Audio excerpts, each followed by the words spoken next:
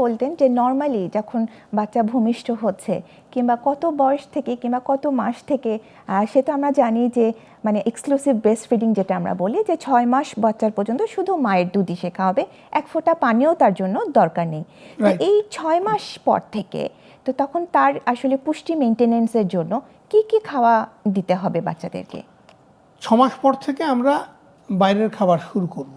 আচ্ছা। কারণ হচ্ছে 6 মাস পরে বুকের দুধ 60% এনার্জি, ক্যালোরি, নিউট্রিশন দেয়, আচ্ছা। শরীরের যা প্রয়োজন। জি।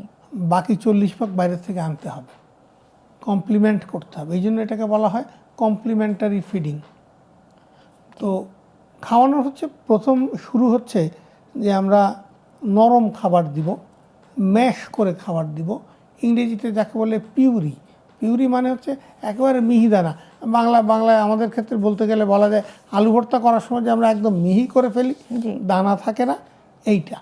আচ্ছা। কিন্তু এই মিহি করতে গিয়ে অনেকে করেন কি, এই ব্লেন্ডারের মধ্যে দিয়ে, সেটাই বলতে চাচ্ছিলাম, ব্লেন্ডারে দিয়ে দেন।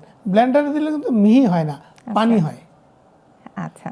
তো আমাকে সেদিন এক মা বলছিলেন, আমি তো স্যার ব্লেন্ডার দেই না, এই ডাল ঘুটনি দিয়ে করি। ওটাও তো একটা ব্লেন্ডার, ওটা তো হাতে ব্লেন্ডিং হচ্ছে, আচ্ছা। আর মেশিনে ব্লেন্ডিং হচ্ছিল আগে। তো সেই পানি জাতীয় খাবার যদি কেউ খায়, পানি জি। তাহলে সে গেলে। আচ্ছা।